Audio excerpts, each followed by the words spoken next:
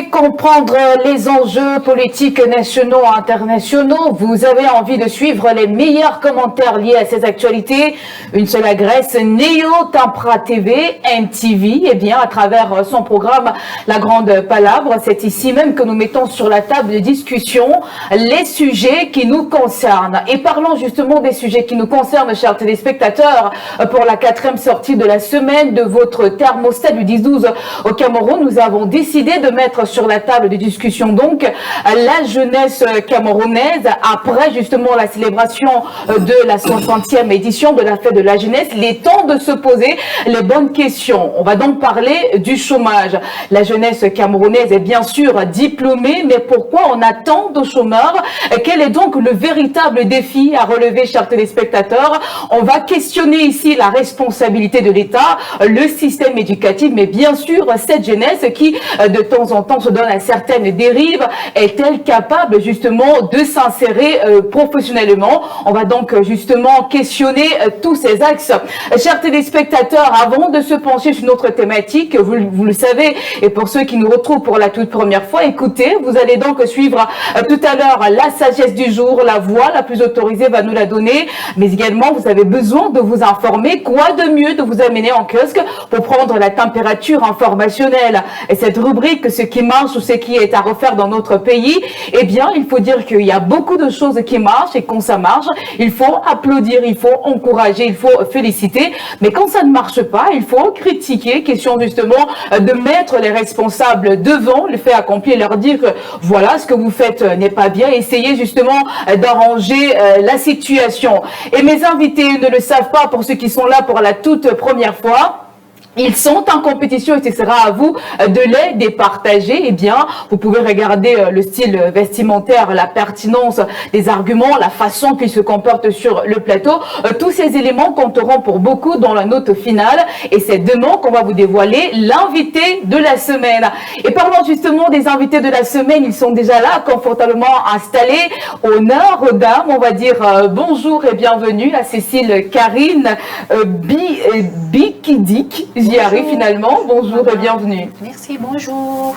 Alors, comment tu vas? Je vais très bien. Et vous? Bah, moi, je vais très bien.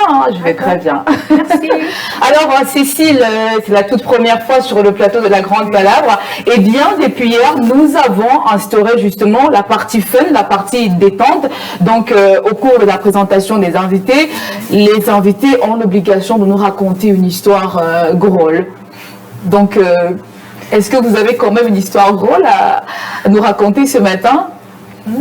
Mais en attendant, on va vous laisser réfléchir, on va revenir vers vous. On va dire bonjour à monsieur Raphaël Ndougou. C'est un monsieur qui a beaucoup de casquettes. Il est donc analyste socio-politique, il est syndicaliste, traditionnaliste et en politique en même temps. Comment ça se fait, Raphaël? Bonjour et bienvenue. Bonjour Claudia, bonjour à l'équipe technique qui vous accompagne, bonjour aux copanélistes. Oui. Bonjour aux millions de téléspectateurs de NTV, je suis très content d'être là pour la première fois. Oui. Je veux d'ailleurs dire que je suis également honoré d'être assis à côté du PDG. Je ne sais pas si on dit mes admirations au PDG parce que la thématique du jour cadre avec cela, savoir créer des entreprises et employer des Camerounais. Oui. Donc, s'il y a un chapeau bas à M. le PDG pour cet esprit de créativité et d'accompagner bien évidemment le gouvernement à employer des Camerounais. Merci pour cette invitation. D'accord. Alors, une histoire drôle, je demandais déjà à Cécile tout à l'heure, vous n'avez pas une histoire drôle à nous raconter? On a envie de rire, c'est la détente. Hein. Disons que c'est le plus au mois de la femme. Oui. J'avais aimé comment est-ce que les femmes, avant le défilé, quoi, le 20 mai l'autre jour, Oui. il y a vos confrères qui nous ont montré les femmes qui étaient gênées dans leurs talons, Oui. dans leurs chaussures. Il y en a qui ont même déchaussé totalement avant d'aller défiler. Mais l'histoire la plus drôle encore, c'est que des petites voiturettes d'un hôpital, ici même à Yaoundé, et on a posé la question aux dames, mesdames, vous êtes dans une voiture, là c'est très bien, quel est le thème de la journée internationale de la femme cette année? Vraiment, ils étaient perdus. Et donc, vous comprenez qu'au-delà des côtés festifs, vous-même, vous ne connaissez pas souvent quel est même le thème qui a été choisi pour votre propre fête. Disons donc que l'année prochaine, il va falloir que les femmes bûchent d'abord très bien le thème. Oui. Pour que, effectivement, si une question par hasard arrive comme ça là, qu'elle ne soit pas surprise. Oui, d'accord. Merci beaucoup pour cette petite histoire. C'est un plaisir. Alors, Raphaël Ndougou parlait tout à l'heure de la jeunesse, qu'il fallait féliciter le PDG, qui est surtout notre invité sur ce plateau. La question que je me pose, est-ce que Pierre Blériot-Yémec était jeune? C'est vrai qu'on dit qu'on est jeune de 7 à 77 ans. Moi, j'ai plutôt l'impression qu'il a déjà 78 ans. Hein. Bonjour Pierre Blériot. Bonjour Claudia, non, je suis un vieil esprit, une vieille âme, mais aussi dans la catégorisation des jeunes, je ne fais plus partie des jeunes, honnêtement. Si on est jeune de 7 à 77 ans, l'espérance de vie étant de moins de 60 ans au Cameroun, donc il n'y a pas de vieux. Non, il ne faut pas fuir le statut, il ne faut pas fuir son statut. Oui. D'ailleurs, pour vous amuser, vous n'avez pas besoin qu'on dise à la télé que vous êtes jeune. C'est les filles qui vous disent que vous n'êtes plus jeune. Le vieux, là. Oui. Non, mais les vieux, parfois, ils cherchent un peu de jeunesse parce que si on revient seulement vers vous, on va voir les sugar daddy. Oui, mais donc, quand on te dit les sugar daddy, toi, ça veut dire que tu n'es plus jeune. Bon, si tu t'avances encore, il y a une odeur naturelle qui va venir là, qui va donc dire que maintenant tu es déjà de l'autre côté. De l'autre côté. Non, vraiment, moi je suis plus jeune. Oui. J'ai été jeune. Je ne le suis plus, mais j'ai l'obligation de tenir la main aux autres jeunes. Il y a des jeunes, vous êtes jeunes, elle est jeune, mais moi je suis plus jeune. D'ailleurs, je laisse chacun. Les gens aiment trop cette affaire de jeunesse. Il n'y a pas que de bon de ce côté, ou il y a aussi du mauvais de ce côté. Parlant des filles, il y a des filles aussi qui n'aiment pas les jeunes. Comment ça? Il y a des spécialistes des vieux, elles disent que moi, les jeunes nous diront. Bon. Donc, en tout cas, je dis merci aux copanélistes. Mais davantage quand je suis... Merci pour la gratitude et toutes les paroles amicales qu'il m'a adressées. Oui. Mais sur le plateau, vraiment, vous n'êtes pas avec le PDG. Vous êtes avec un panéliste et je vais continuer de le dire jusqu'à ce que ça passe dans tous les esprits pour que notre débat soit ce qu'il doit être. C'est-à-dire la contradiction, les chocs. Moi, vous m'avez connu dans les chocs. Donc ne refusez pas. D'ailleurs, moi, je vais vous provoquer. Il est temps même de le Comment on dit que vous êtes du RDPC? Parce que quand on faisait un des hommes politiques, je dis homme politique de quoi? Il faut le préciser. Donc je vais vous taquiner, vous avez la liberté de me taquiner. Nous devons nous respecter mutuellement. Je ne dois pas prendre le dessus sur vous parce que vous... Non, il n'y a pas ça ici. Donc faites-moi ce que vous voulez en restant respectueux du plateau de Claudia. Non, personne n'a le droit de parler ici. Hein. Quand j'ai la parole, vraiment, tout le monde va se faire. Cécile, merci Blériot. Cécile, alors cette petite histoire drôle. Bon, enfin, je n'en ai pas. Mais je vais juste me baser sur ce que j'ai vécu le matin en venant. Déjà, j'étais très stressée. Hein. En venant sur le plateau, j'étais vraiment stressée. Et du coup, étant dans le véhicule, on me lance un pic selon laquelle, si on te passe la parole, que vas-tu dire? Comment est-ce que tu vas commencer? Bon, je leur ai dit, j'ai déjà soutenu. Si je ne peux pas dire là-bas que merci, monsieur le jury, ou bien de m'avoir passé la parole, est-ce que j'ai mal fait? Ou bien je dois tout simplement dire merci madame Claudine de m'avoir passé la parole. Oui, ils me disent que bon, tu vas répondre de façon naturelle. Ne pas compliquer les choses, c'est tout. En fait, il faut rester toi et tout. Donc moi déjà, je vous remercie. Je vous remercie de m'avoir invité ici. C'est une honneur pour moi de parler du chômage et tout ce qui va avec en tant qu'entreprenante. D'accord. Étudiante. Merci Cécile. Il faut le dire, hein, il n'y a pas de pression. Franchement, c'est la détente. On discute, comme je le disais à l'entame de ce programme, c'est vraiment les sujets qui nous concernent. Quand on parle de chômage au Cameroun, je pense que tout le monde est concerné, même ceux qui sont des adultes aujourd'hui, ils ont été des jeunes. Donc à un moment, ils ont été confrontés au chômage. Donc c'est une thématique qui nous concerne tous. Elle est encore attendue sur ce plateau, Gilbert Atangana, mais je pense que nous n'allons plus l'attendre. On va permettre donc à monsieur Jeff Ribam de le remplacer. On va donc prendre une transition. On se retrouve tout juste derrière pour l'installer, mais aussi pour avoir la sagesse du jour. À tout de suite. Jeff,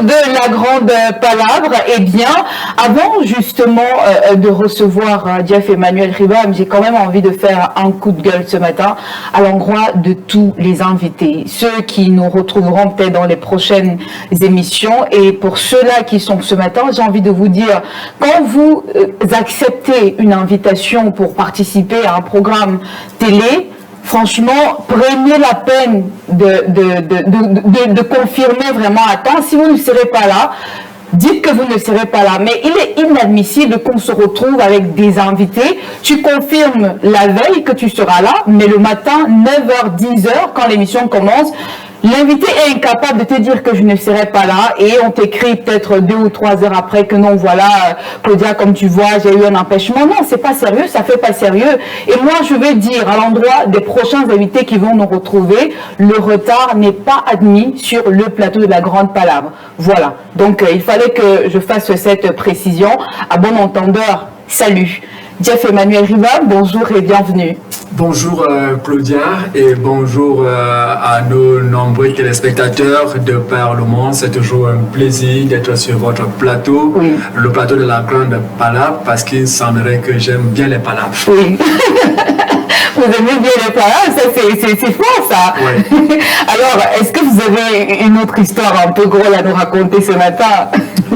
Une histoire dont on a raconté ce matin, c'est quand je rentre hier soir, oui. Au moment de prendre mon dernier taxi pour arriver à la maison. Oui. Nous nous retrouvons en train de discuter le poignet de la portière du taxi, oui. Avec une dame qui après dit à sa fille, bon écoute, laisse passer le monsieur, hein, lui il est trop pressé, laissez-le passer. Oui. Donc en fait, le taxi l'a accepté depuis peut-être 10-15 mètres avant d'arriver à mon niveau. Soit il ne voulait pas monter, je ne sais pas pourquoi il a retardé. Oui. Le taxi arrive à mon niveau, je vais à la destination, il est d'accord. Oui. Et donc quand moi je vais ouvrir la portière pour entrer, elle aussi elle vient tenir la même portière pour entrer. Elle avait donc sa fillette qui devait monter à l'avant, ça faisait 2 places. Mais comme il ne restait qu'une seule place valable que j'ai occupée, alors tout de suite, elle s'est rendue compte qu'elle ne pouvait plus rien faire. Donc ça l'a un peu énervé, mais bon. Moi également, j'étais tellement fatigué que je ne pouvais plus rester là attendre parce que à cet endroit-là, c'est tellement difficile d'avoir le taxi. Quand vous avez une opportunité que vous lâchez, vous devrez encore attendre 10-15 minutes. Après, Monsieur Ribam, 2 journées de travail. J'ai envie de vous dire que vous avez eu les yeux fermés. Les yeux fermés. La femme là, elle vous La galanterie est réciproque. Elle n'est pas à sens unique. Je dis que cette femme vous draguait. Elle voulait être... voilà. Vous n'avez pas vu ça comme ça? Non, pas du tout. Mais de là à discuter la portière avec vous, vous n'avez pas vu ça comme ça? J'ai pas vu ça comme ça. Mais vous êtes très galant, donc c'est normal. Si les femmes veulent être avec vous, c'est normal. Ça, c'est vous le dites. J'espère que je ne suis pas en train de gâter votre foyer. Hein. On va dire à madame que tout va bien. Non, pas du tout. Pas du tout. Il y a des esprits bien élevés qui comprennent. Et d'ailleurs, elle sait que je suis dans ce milieu depuis des années, donc c'est pas la première fois. Elle sait que généralement je suis toujours touché par d'autres femmes. En l'occurrence, la maquilleuse, c'est une femme. Donc elle est habituée. D'accord. Vous êtes en train de vous défendre. Vous êtes déjà sur la défense. Elle le sait, puisque quelquefois, quand j'étais dans une autre structure à l'époque, elle était venue voir comment ça se passe avant d'entrer en studio. Donc elle sait qu'il y a toujours les mots d'une autre femme qui me touche. Elle s'en est habituée, donc c'est pas aujourd'hui qu'elle va s'en plaindre. Et vous n'avez jamais cédé? Non, je ne cède pas. J'essaie de rester moi-même parce que chacun a sa nature. D'accord. Merci à vous, Jeff Emmanuel Ribam, pour vos histoires vraiment, on va dire, rigolo. Pierre Béron-Yémec, la sagesse du jour. Alors, la sagesse du jour, de ce jour, dit ce qui suit. L'amour n'est pas une émotion passagère. C'est une responsabilité assumée. Oui. L'amour n'est pas une émotion passagère, c'est une responsabilité assumée. Oui. Parce que l'émotion peut naître très rapidement, elle peut séduire, enflammer et faire rêver. Mais l'amour véritable, lui, ne se mesure pas à l'intensité du moment, il se mesure à la constance dans le temps. Car aimer n'est pas seulement ressentir quelque chose pour quelqu'un, c'est choisir de le respecter. C'est décider de le protéger, c'est accepter de construire même lorsque les émotions fluctuent. D'accord. Vous savez ce qu'on appelle souvent le coup de foudre, l'attraction de l'instant. Oui. ce n'est pas forcément de l'amour. Il y a beaucoup de choses qui ressemblent à l'amour, l'admiration. Vous avez un très bon présentateur et vous l'admirez. Vous avez un bon enseignant, vous l'admirez. Et vous pouvez penser que c'est de l'amour. L'amour, vous ne pouvez le découvrir qu'avec le temps. Et là, nous parlons de l'amour éros, l'amour qui lie homme et femme, pas l'amour des frères et sœurs, parce que celui-là aussi, il est construit. Hein. C'est parce que vous naissez un jour, vos parents vous disent que ça c'est votre petit frère, ça c'est votre petite sœur, ainsi de suite. Oui. On vous met la nourriture ensemble, on vous dit protégez-vous. Mais nous parlons d'un amour spécifique, celui qui unit les amants, lui, il se construit. Il se construit dans l'acceptation de l'autre, dans l'acceptation de la différence, dans la gestion de l'émotion. Oui. Parce que l'émotion, elle est passagère. L'amour, lui, il se veut durable. Raphaël Ndougou, cette sagesse du jour, est-ce qu'elle ressort quelque chose de particulier en vous quand on parle de l'amour? Franchement, il y a toujours des choses à dire. Hein? Bien évidemment, Claudia, écoutez, l'amour, puisqu'il s'agit de cela, oui. On a bien l'impression aujourd'hui que ça a foutu le camp. On est beaucoup plus dans les affaires d'intérêt. Oui. S'agissant même de l'amour qui va vers, dans un premier temps, le lit, on va dire comme ça. Oui. Et puis après, vous allez voir monsieur le maire. Si vous observez bien, vous allez vous rendre compte que au niveau des tribunaux, s'il y a 10 affaires dans le rôle, peut-être 7, il y a les divorces. Cette affaire de divorce. Oui. Parce que les gens se mettent ensemble sous le coup certainement du coup de foot ou bien sous le coup, je ne sais pas, de l'émotion comme on l'a dit. Mais à la fin, on se rend bien compte que les deux ne peuvent pas se mettre ensemble. Parce que si on prend l'amour, il faut décortiquer l'amour. Pourquoi est-ce que deux personnes décident de se mettre ensemble? Ils décident de se marier. Je vous assure que même votre journée internationale, là, on ne va même pas défiler. On va seulement passer le temps à discuter, à échanger, à nous former pour que, effectivement, que les jeunes, prenons un peu l'exemple, comment le 8 mars, une femme peut poignarder son amant, si vous ne voulez pas l'amant, son compagnon, parce qu'il n'était pas marié officiellement. Franchement, cela veut dire que si vous revenez sur ce qui s'est passé, je crois, à Ponsamba, je ne sais pas, on parle des cas de féminicide au Cameroun aujourd'hui, on n'en parle pas trop, hein, mais si c'est pour dire que bon, on a poignardé un homme et voilà, vous... Je voulais commencer par vous des cas, pour revenir sur le féminicide. Pour dire en fait, lorsque deux personnes disent qu'elles s'aiment, on ne peut pas arriver à des cas comme ça, parce que moi j'ai souvent mes petites techniques. Lorsque madame m'énerve là, je pense souvent aussi quand c'est bon. La nuit qu'elle m'a bien gérée, je pense à cette nuit-là et je balaie le cas négatif. Oui.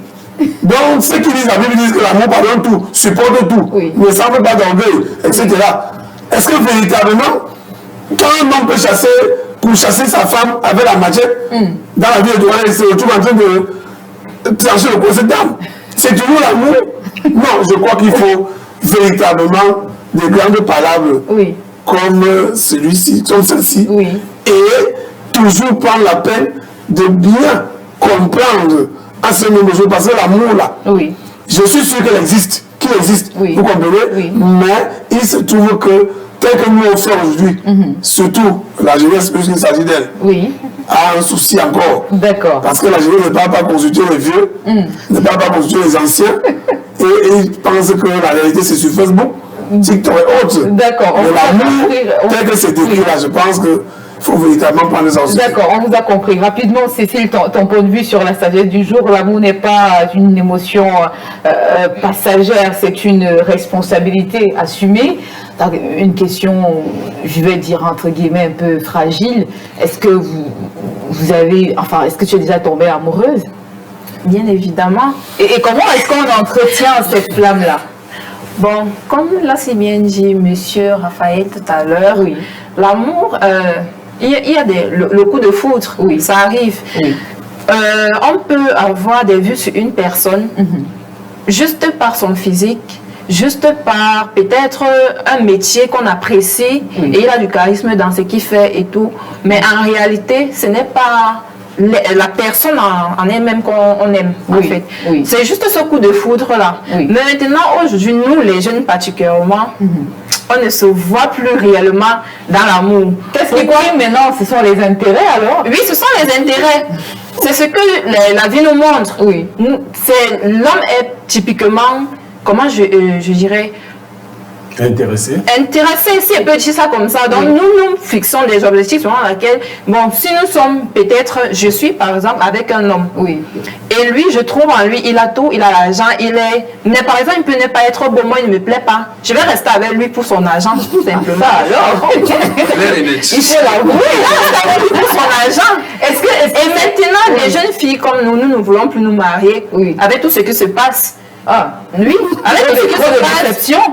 Oui, il y a des déceptions, oui. Vu des femmes déjà qui se suicident, d'où on appelle ça le traumatisme. Oui.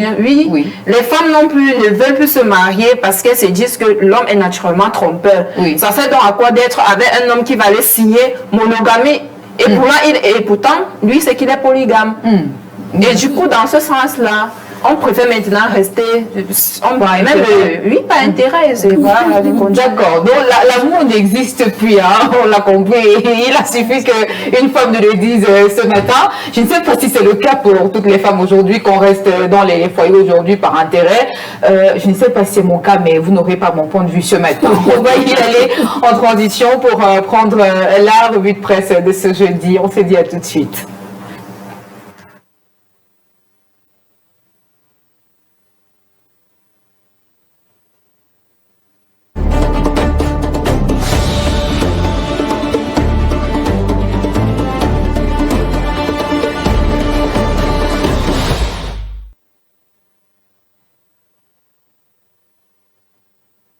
Nous sommes déjà de retour sur le plateau de la Grande Palabre. Vous l'aurez donc compris, c'est l'heure de la revue de presse qui sonne sur notre plateau. Vous avez donc notre premier journal qui s'affiche à l'écran à l'instant. On commence donc avec le quotidien, le Messager qui revient sur l'affaire Martinez-Ozogo, Haro sur les intérêts contre nature, point d'exclamation, alors que les dépositions enregistrées lors des audiences criminelles des 9 et 10 mars fragilisent l'hypothèse d'une implication, autant pour moi, de l'ancien patron de la DGRE, Maxime Eko, dans l'enlèvement et l'assassinat du journaliste. Ces conseils dénoncent l'introduction de pièces de procédure à l'authenticité contestable. L'information est donc à retrouver de la page 2 à 3 ce matin. Même son de cloche avec le quotidien, mutation de Georges-Alain Boyomo qui revient justement sur l'affaire Martinez-Ozogo. On nous présente ici des pièces à confusion. Les avocats de Léopold Maxime Eko dénonce l'introduction des pièces de procédure non authentifiées pendant que les conseils de Amougou Belinga et Justice Ndaoué se félicitent du rebondissement. La cause a été renvoyée au 30 et 31 mars à la demande de l'avocat de l'État, la DGRE.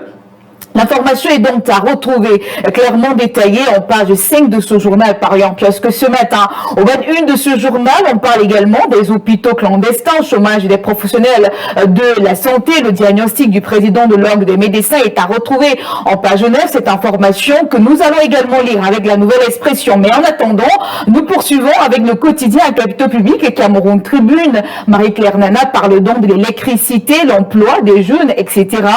Plus de moyens en vue, reçu en audience hier par le Premier ministre chef du gouvernement, Joseph Diane Gouté. Le directeur des opérations de la Banque mondiale, Tchèque Kanté, a annoncé des investissements et des appuis supplémentaires dans ces domaines prioritaires pour le gouvernement camerounais. Il a également souligné la nécessité d'accélérer la mise en œuvre des différents projets en cours. Marie-Claire Nana est donc plus précise sur cette actualité en page 2. Et venons-en à cette actualité telle qu'annoncée par le quotidien Mutation, fuite des médecins, on en parle cette fois-ci avec la Nouvelle Expression, péril sur les hôpitaux camerounais. La page 3 nous renseigne que depuis un an, le président de l'Ordre des médecins du Cameroun redoute que le gap qui se creuse au fil des années du fait des déplacements massifs dans le secteur d'activité conduise à une situation où les Camerounais n'auront plus de professionnels de santé compétents d'ici peu. L'ordre qui vient de tenir son assemblée générale redoute une tragédie de perspective pour les malades de la santé publique au Cameroun. Et peut-on parler de la santé publique sans mettre en évidence le chef de ce département ministériel? Le billet hebdomadaire Le Point parle donc de santé publique, mondialisation et capitalisation. Manaouda Malachi incrépide. Que faut-il entendre à travers cette actualité? Eh bien, Thierry Patrick Ondoa décrit donc cette actualité reconnue pour ses visites inopinées dans les formations sanitaires et sa politique de proximité. Le ministre de la Santé cumule 7 ans au service de la rénovation du système sanitaire, l'obsolescence des centres de santé de zones rurales profondes et la fuite des cerveaux vers l'Occident n'ouvre-t-elle pas la plaie à sa gestion du ministère Santé? Ses priorités pour 2026 viendront-elles curer cette saignée hurlée? L'élite du Mayo-Tianaga, vent debout, entend aller vers sa destinée républicaine, incarnant ce profil jeune esquissé par Paul Biya, fougueux, déterminé et motivé, n'en déplaise. Lire dans cette actualité clairement détaillée en page 7 de ce journal paru en kiosque ce matin. L'actualité de ce jeudi, c'est aussi la ville de Meindonga et c'est le quotidien régional d'information du Nord Cameroun qui nous y amène ce matin. Guiba Gatama décrit ici 4 édifices publics qui sont sans toit depuis plus de 11 mois. Le récit est donc à retrouver de la page 6 à 7 ce matin. Avec le quotidien Émergence, on parle de toute autre chose, notamment du recensement général, un mois pour compter la nation. L'opération aura lieu du 24 avril au 29 mai 2026. Et je clôture cette revue de presse avec l'économie quotidienne de Thierry Ekouti. On parle ici de développement de l'industrie pharmaceutique. Igris Confiance B apporte sa pierre à l'édifice.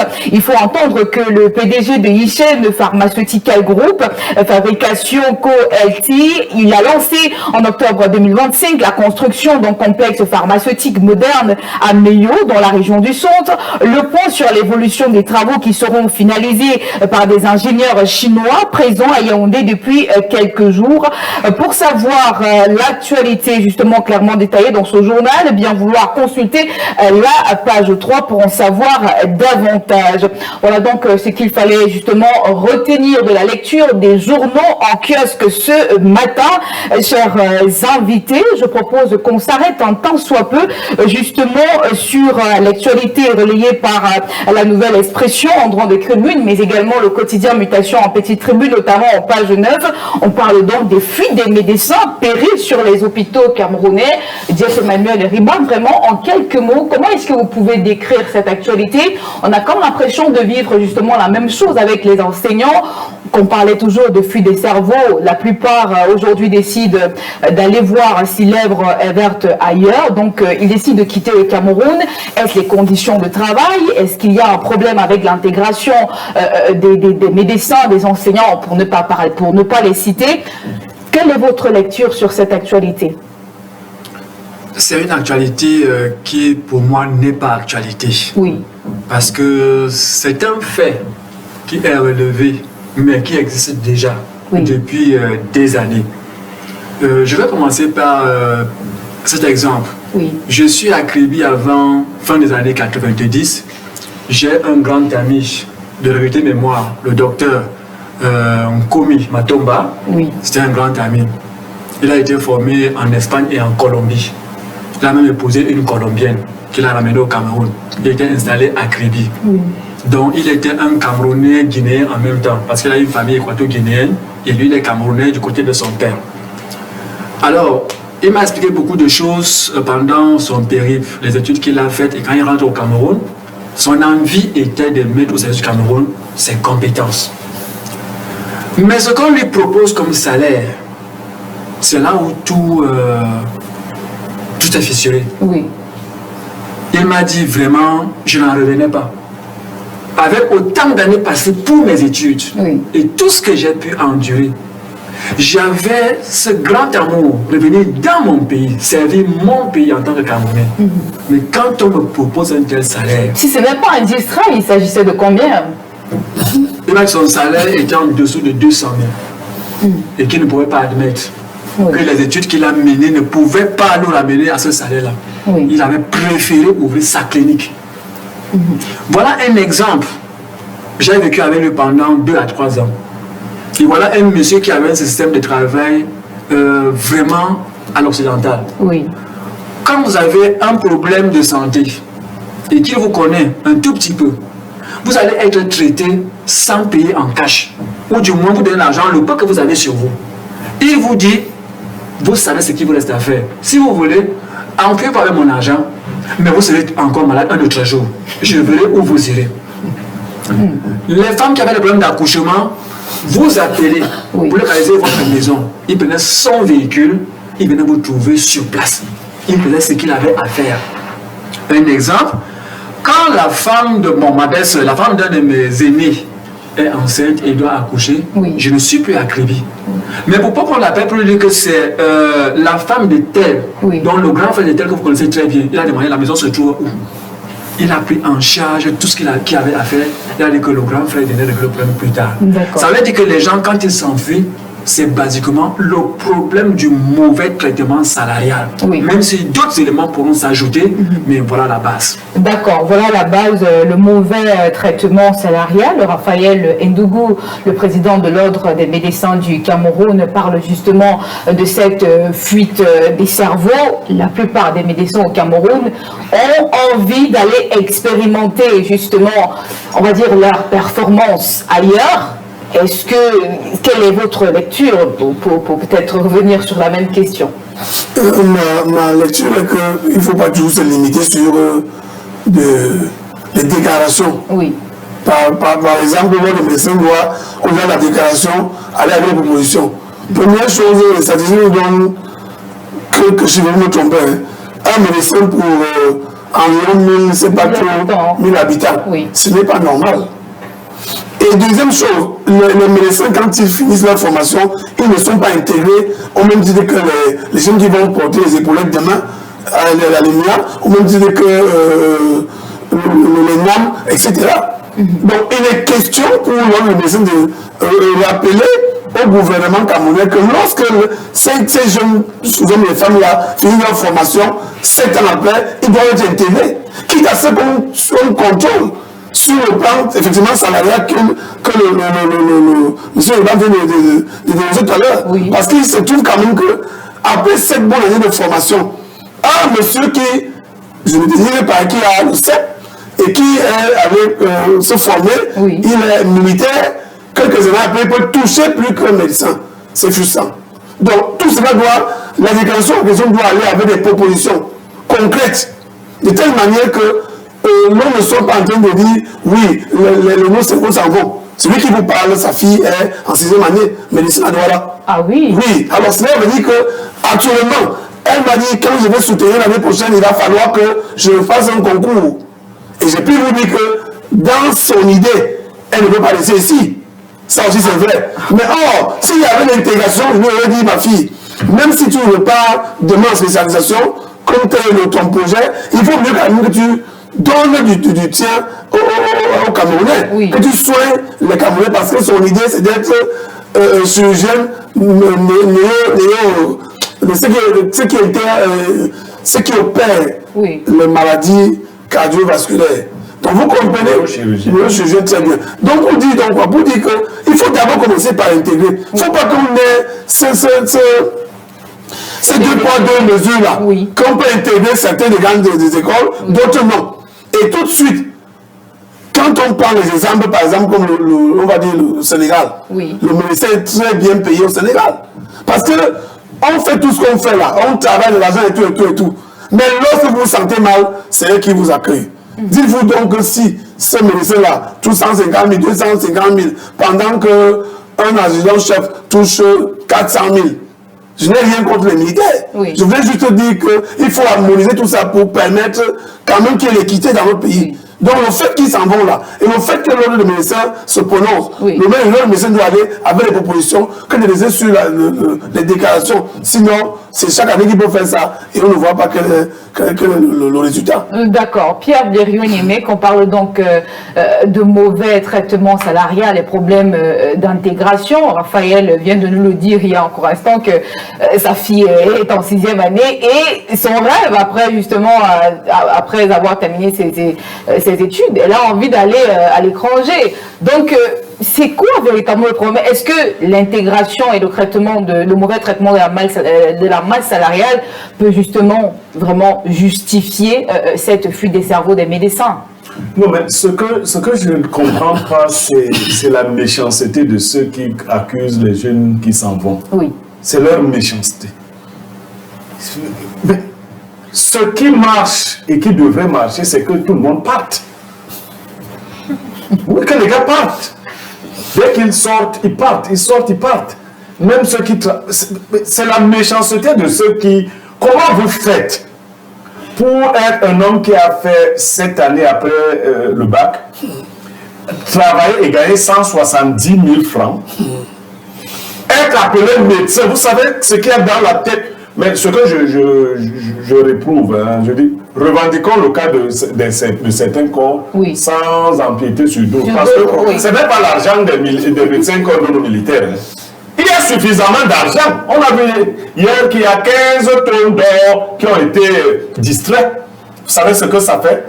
J'ai fait le calcul, ça fait 17 mois de salaire de tous les Camerounais. 17 mois. C'est plus de 1300 milliards de francs CFA qu'on a distrait. Donc il y a suffisamment d'argent pour doubler c'est la méchanceté. Vous êtes donc méchant et vous dites aux gens de ne pas chercher un souffle. C'est un peu comme ceux qui ont des techniciens de surface chez eux. Oui. J'ai eu un voisin qui donnait 15 000 à sa ménagère. Mais c'est un sorcier. Mais ça dépend aussi du contrat. Si non, il n'y a pas de contrat pour donner 15 000 par mois à quelqu'un qui vient au travail tous les jours. Mais si c'est ce que vous pouvez payer. Non, faites attention. Vous allez voyager. Hein. Vous savez ce qui se passe dans les pays qui sont derrière les pays. Parce que nous ne sommes pas encore le pays. C'est pas tout le monde. Non, vos frères et sœurs qui sont en Europe sont obligés de faire le ménage eux-mêmes. Parce que le salaire des techniciens de surface est très élevé. Exact. Ne prends pas un technicien de surface qui veut. Donc, il ne faut pas faire. Tu veux jouer à la grande femme. Oui. Alors que toi-même, tu es ménagère. Tu n'as pas l'argent nécessaire pour payer les gens. Tu commences à maltraiter les gens. Donc, l'État maltraite les fonctionnaires. C'est de la maltraitance. Un salaire pour quelqu'un qui a 7 ans après le bac de 170 000, c'est de la maltraitance. C'est ce qu'il faut dire. C'est de la maltraitance. Dans ces conditions-là, un homme normal ne reste pas. S'il reste, il est dangereux. Il faut le comprendre. Un homme qui travaille... descendez, ça c'est le médecin. J'ai une ancienne élève qui est devenue... qui a fait leur concours infirmier diplômé d'État IDE. Oui. On lui a proposé dans une clinique de lui donner 20 000. Elle m'a dit... Mon père, je ne vais pas prendre. Elle est déjà au Canada. Je la salue, très bien, c'est bien. Elle m'a dit, je ne vais pas prendre, mais j'ai mes camarades qui ont accepté. Je dis, comment elles font? Elle dit, elles rançonnent les malades à un niveau pas possible. Oui. Elles vendent les médicaments des malades. Elles vont faire les soins à domicile. C'est-à-dire que quand un malade arrive, on te souffle que non. On peut continuer ton traitement là, à la maison. Donc, en fait, elles vont dans les cliniques et les hôpitaux pour créer, vous voyez, donc vous poussez, est-ce que ça c'est normal?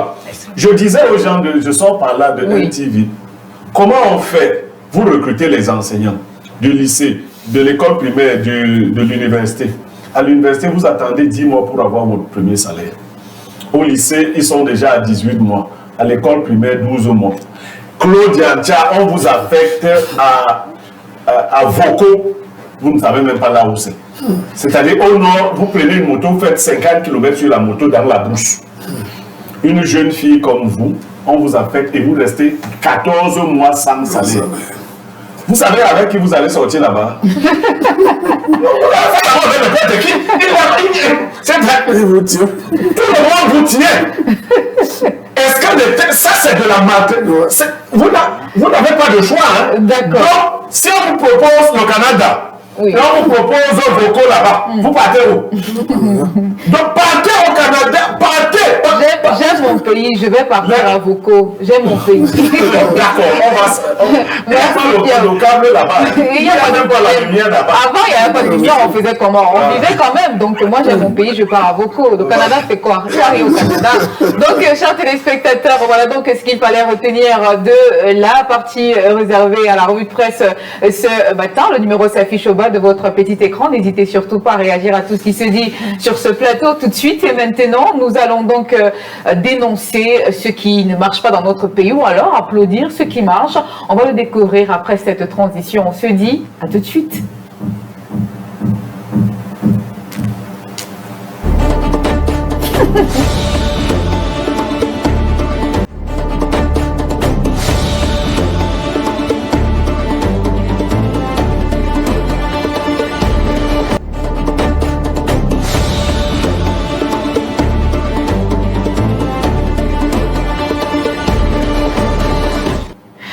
Pierre Blériot-Niemek, bonne ou mauvaise nouvelle? Mi-figue, mi-raisin. D'accord. On va voir ensemble si ça marche ou si ça ne marche pas, si ça marche ou si c'est à refaire. Oui. Mais je vous suggère aussi, que ce soit demain ou un autre jour, de mettre cela comme problématique à élucider. Oui. Parce que c'est un problème social très important qui s'annonce. Je veux jeter les bases. Le ministre des Domaines et des Affaires foncières a signé récemment un document dans lequel il donne de nouveaux droits aux chefs coutumiers.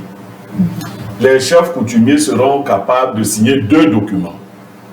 On va revenir de manière technique sur les 2 documents dans une émission que vous allez organiser. Oui. Mais l'un des documents est une attestation de jouissance paisible et l'autre document montre que vous êtes propriétaire en attendant. C'est des documents transitoires pour arriver au titre foncier.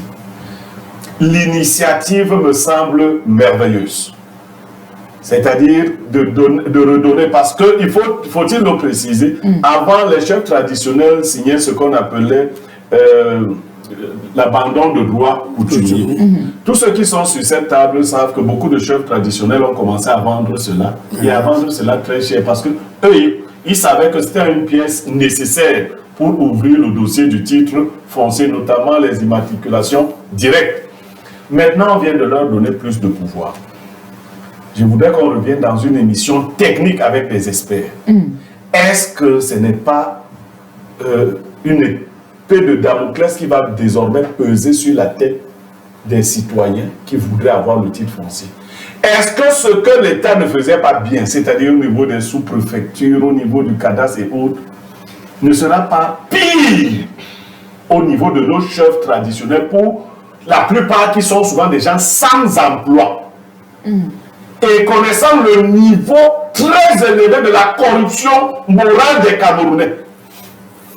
C'est-à-dire que est-ce que les chefs traditionnels donc ne vont pas créer un péage extraordinaire et totalement dévoyer la bonne idée du ministre des Domaines et des Affaires foncières?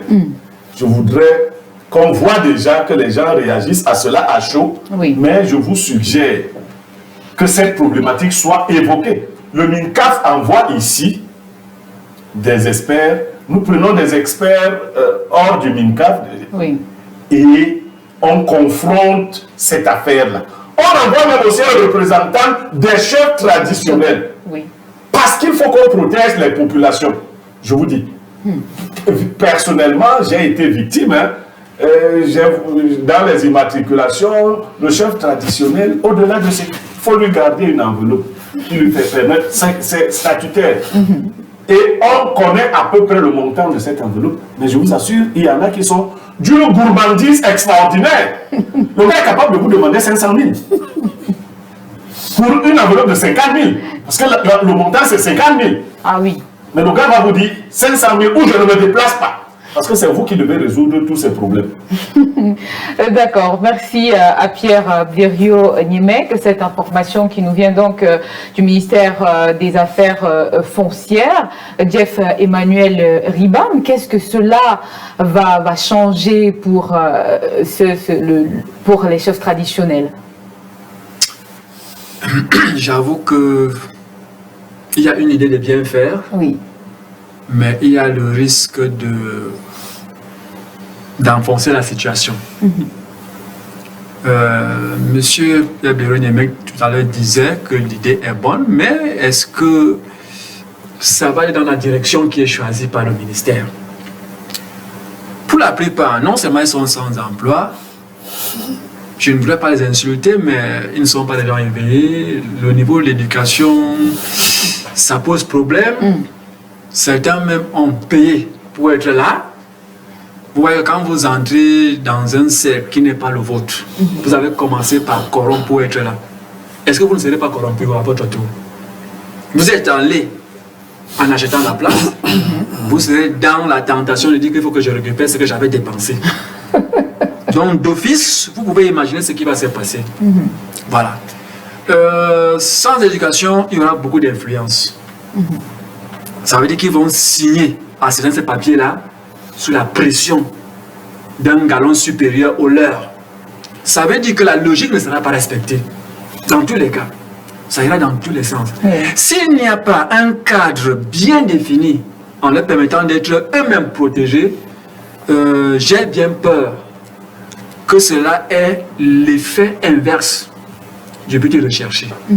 Je ne suis pas un expert dans le domaine foncier, cadastral ou domanial, mais la lecture d'un citoyen ordinaire me fait frémir. Est-ce que cette mesure portera les fruits escomptés? C'est la question que je me pose. J'ai eu l'information en question, mais je m'interroge beaucoup sur la capacité des chefs de village à pouvoir implémenter et à pouvoir également s'imposer comme tel. On va donner un pouvoir. Est-ce qu'ils ont la capacité d'imposer ce pouvoir? Il y aura beaucoup de questions d'interrogation. Et donc, nous risquons d'aller à la dérive. D'accord. Nous risquons d'aller à la dérive.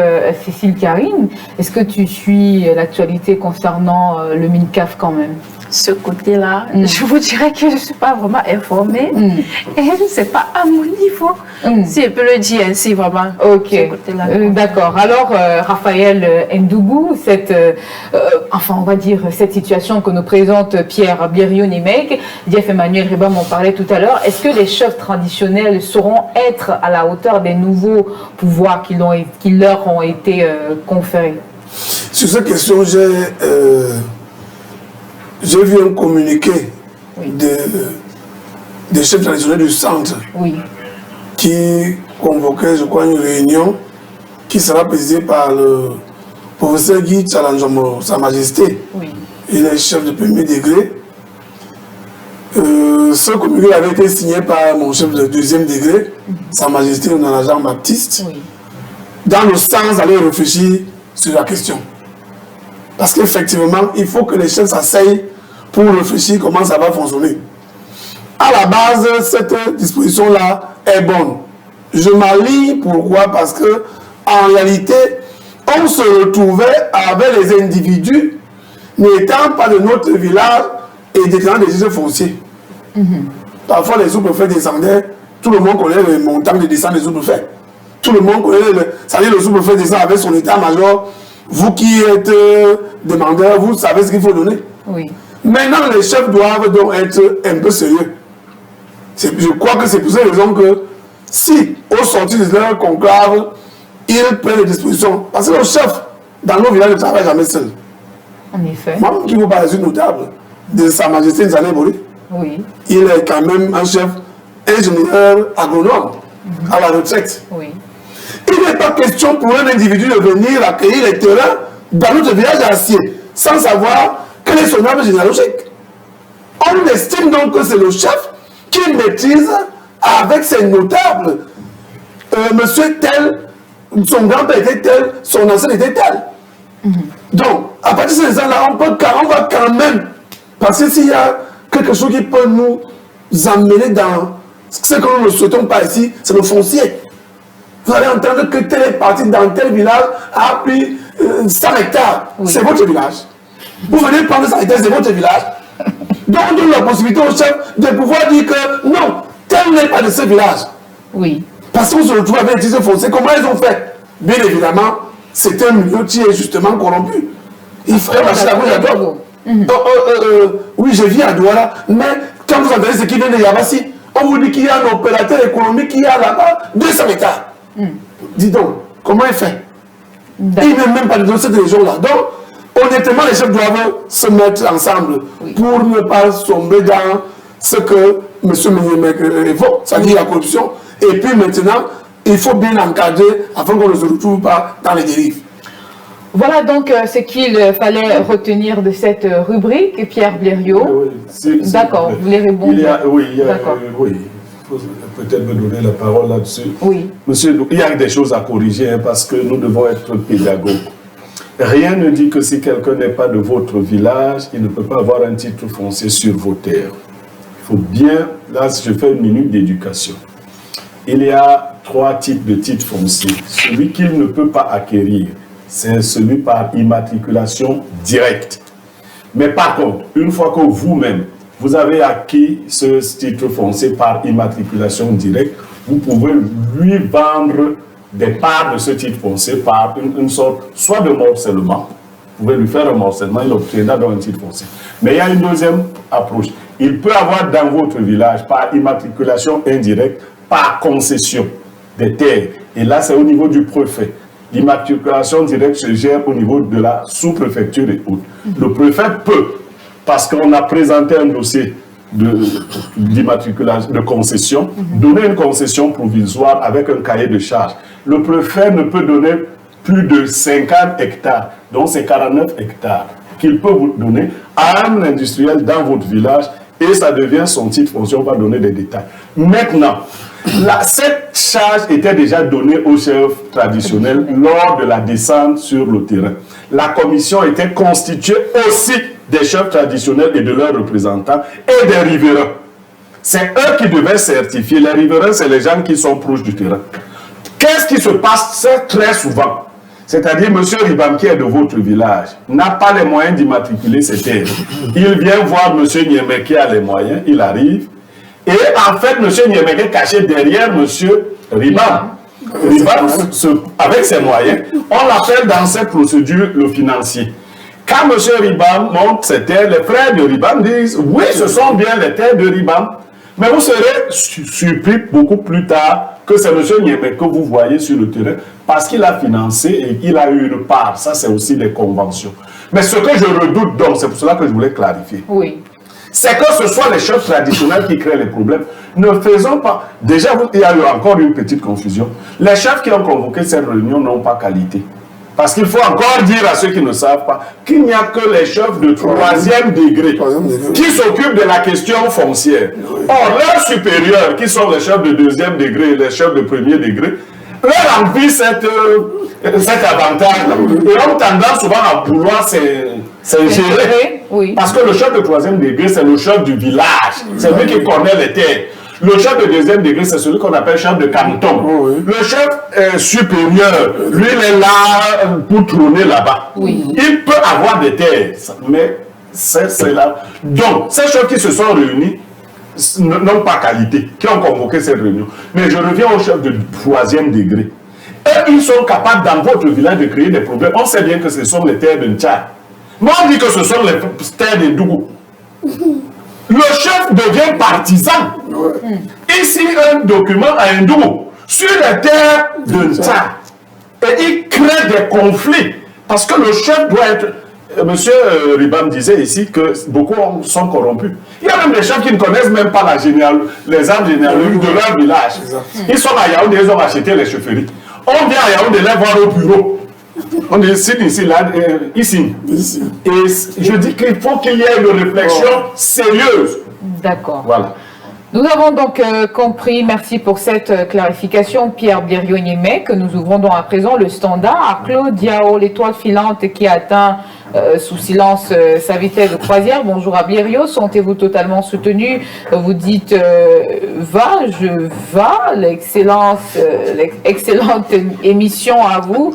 Max depuis l'Espagne. Merci monsieur Max. Bonjour NTV, je profite d'un emploi du temps allégé ce matin pour vous suivre comme d'habitude. Je suis parfaitement d'accord avec monsieur Niemek sur la question de la fuite des cerveaux. C'est inadmissible ce qui se passe dans notre pays. Les gens qui nous gouvernent n'ont aucun respect pour les travailleurs. Faire un bac plus 7 et être traité comme il le décrit est une insulte. Les gens qui décident de ces salaires de misère ne donnent même pas ça à leurs enfants encore au lycée à la fin du mois. Tout homme aspire à un mieux-être et s'il faut aller le chercher ailleurs, cela vaudra bien la peine. Bonne émission à vous. Nous vous suivons fidèlement depuis le Togo. Il s'agit de monsieur Billy. Hello Claudia, I'm so delighted to watch the program live. The photocopy. Non, on va pas revenir là-dessus, je vous en prie. Permettez-nous de poursuivre notre émission tranquillement. Alors, en parlant justement de poursuivre, on va prendre une légère transition, surtout juste derrière, pour démarrer la discussion sur notre thématique du jour. On parle de jeunesse camerounaise. À tout de suite.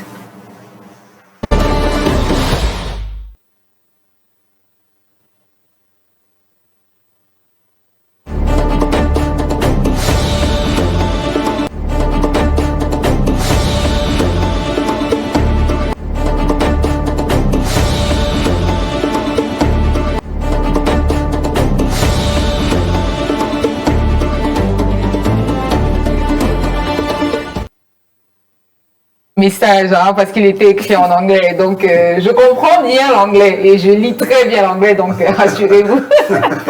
Ah, mais qui a dit ça? Pourquoi tu viens? Non, je devais faire la précision parce que ce que j'entendais à nos plans, vraiment, on a dit que quand I'm so delighted, non, so I will continue in French.